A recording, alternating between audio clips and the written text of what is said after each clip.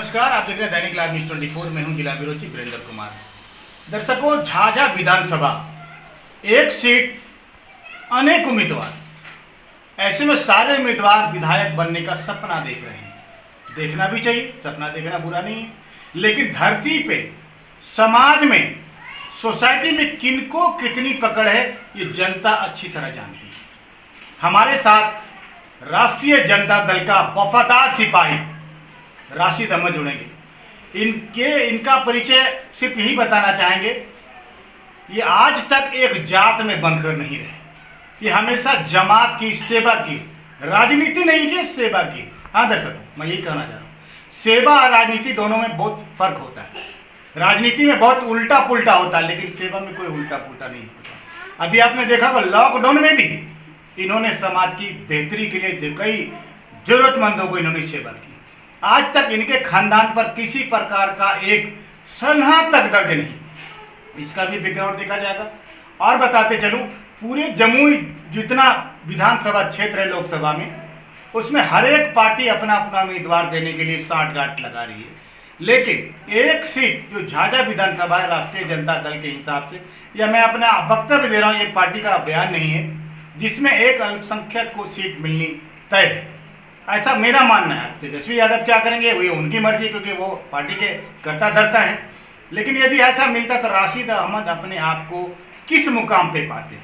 क्या तेजस्वी यादव इनको टिकट देता तो ये सीट निकाल पाएंगे? क्या समाज में जो इनकी पकड़ है इसका फायदा इनको मिलेगा? जो इनकी साफ सुथरी छवि है, क्या इनका फायदा उनको मिलेगा? मैं आम जनता से भी अपील करता हूँ, अपने चैनल के माध्यम से, मैं व्यक्तिगत रूप से, क्योंकि मैंने कई बार कहा है कि मैं पत्रकार बाद में पहले सामाजिक व्यक्ति, सामाजिक प्राणी। आप उसी उम्मीदवार को अपना बटन दबाइएगा जिनकी छवि साफ सुथरी, जो आज तक किसी को सताया नहीं हो, आज तक किसी को बरगलाया नहीं हो, आज तक किसी को ठगा नहीं। देखिएगा हमारी एक्सक्लूसिव रिपोर्ट राशिद अहमद के साथ, बने रहिएगा हमारे साथ राशिद अहमद जुड़ रहे हैं। सर, एक बात मीडिया जानना चाहती है कि अभी जो राजनीतिक दौर है और आपकी जो साफ सुथरी छवि है, कहीं न कहीं आपका इसका लाभ मिलना चाहिए, क्या कहना चाहेंगे?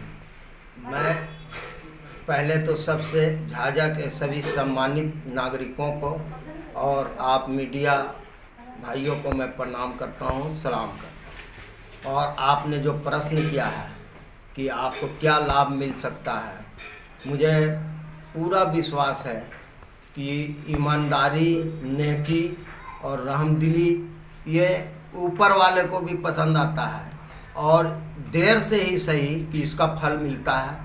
और मुझे आशा है आप लोगों से, प्रेस वालों से, जनता भाइयों से कि इसका फल मुझे मिलेगा।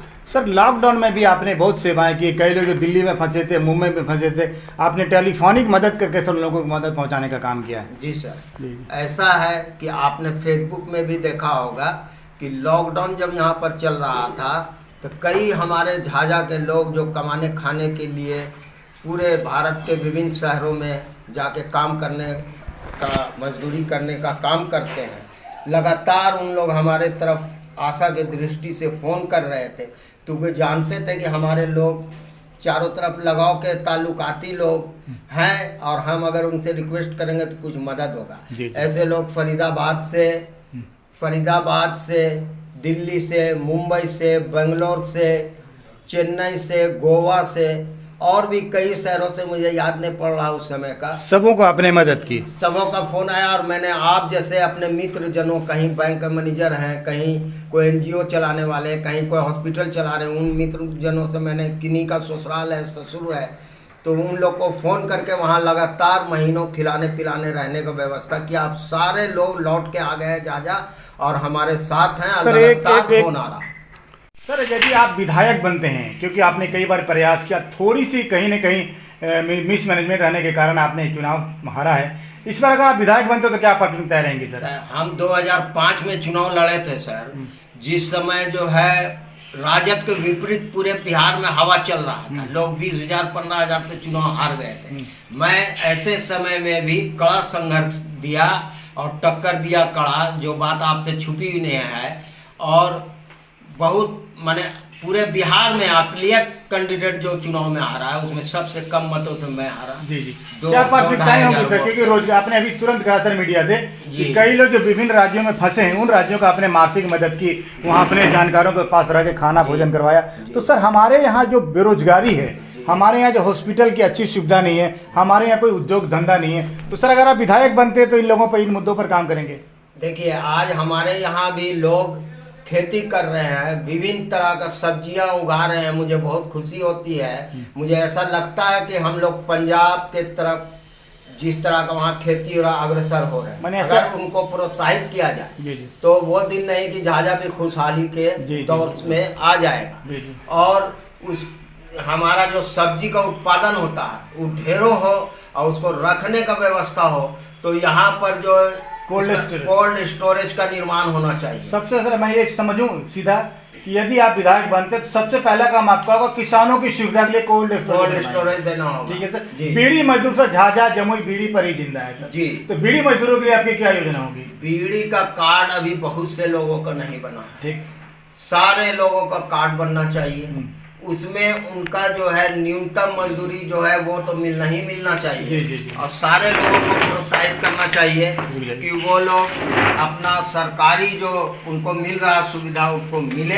ऐसा बीड़ी मजदूरों के लिए जमीन में पहुंच नहीं पा रहा उसको मैं पहचाने का काम करूंगा और बीड़ी मजदूर की आर्थिक स्थिति सुधारने के लिए मैं संघर्ष करूँ। जी। सर अभी जो सिटिंग हमारे विधायक हैं डॉक्टर रविंद्र यादव, तो सर क्या उनके कार्यकाल में कैसा लगता है सर आपको, क्योंकि आप झाझा के निवासी हैं, झाझा की धरती के? अब वो बहुत सीनियर मोस्ट हो गए हैं। नौजवान की तरह क्षमता, नौजवानों में अधिक क्षमता होता है, दाड़ धूप करने का कुछ उमंग होता है, इसलिए वो हमारे बड़े भाई के समान हैं।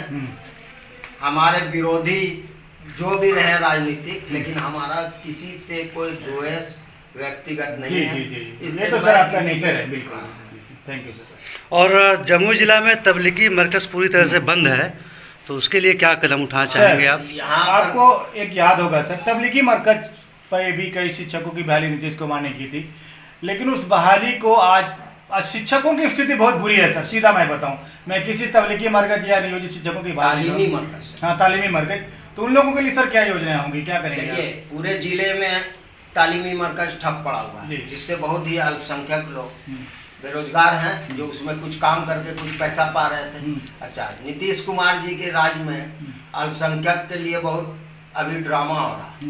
गाड़ी बनाए हुए हैं, कार जीप, उसमें कि हमने क्या अल्पसंख्यकों के लिए काम किया है, सब पोस्टर लगा के घूम रहे हैं, लेकिन सच्चाई कुछ नहीं है।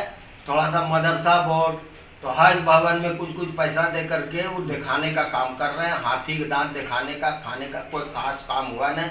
और हमारे तेजस्वी जी वो हिंदू मुस्लिम की बात नहीं करते, वो मानवता का बात करते हैं। आप देखे होंगे कि अभी बाढ़ में सभी कौम सभी लोगों को, वो भी खुद बाढ़ में इतना पैजामा उठा के हमारे माननीय तेजस्वी जी उतरे और लोगों को गल्ला राशन देने का काम किया। तो सर कहाँ कैसा लग रहा है, टिकट की क्या संभावना बन पा रही है सर? देखिए, आप लोग का आशीर्वाद रहा, मैं झूठा वादा करता नहीं हूँ, तेजस्वी जी का आशीर्वाद रहा तो टिकट भी मिलेगा और जीत के आऊँगा तो मैं झाझा को चमकाने का काम करूँगा। ये मैं मजबूती के साथ करता हूँ। कोई भी आदमी दौलत और रुपया पैसा यहाँ मकान लेके ऊपर जाने के लिए नहीं आया। हमारे खानदान में ही रहा है कि इज्जत प्रतिष्ठा रहना चाहिए। पैसा दौलत आता है जाता है, लेकिन प्रतिष्ठा बचना चाहिए और इज्जत रहना चाहिए, यही हमारी पूंजी। इसको मैं कायम रखूंगा। चूँकि आपका जो है परिवार काफ़ी बेदाग रहा है, बेदाग छवि रहा है क्षेत्र में, तो क्या चुनाव में उस छवि का भी कुछ फ़ायदा मिलेगा आपको, या कैसा क्या आप जनता कहती है? जी सर, इसका आप आकलन, आप दोनों जो है काबिल मीडिया से जुड़े हुए हैं, तो आप पूरे झाझा शहर में हर कौम, हर जात, हर मजहब के लोगों से मिल करके आप पूछ सकते हैं। मैं अपने मुंह से क्या अपना बताऊं, और ये हमारे भाई वीरेंद्र जी अच्छी तरह जानते होंगे झाझा का क्या माहौल। हमारे साथ सिर्फ MY नहीं है, तमाम लोगों का सहयोग मिलेगा। कुछ ऐसा वोट मिलेगा जो आप सोच भी नहीं सकते हैं। वो हमारे व्यक्तिगत छवि, पारिवारिक बैकग्राउंड पर मिलेगा, और इतना मिलेगा कि आप देखें जिस टाइम पूरे हमारा स्थिति खराब था तो हम 2 से 3 हज़ार मतों से हारे थे। तो इस बार अगर मिलता है तो हमको लगता है 35 से 40 हज़ार अधिक मतों से हम लीड कर जाए। Thank you.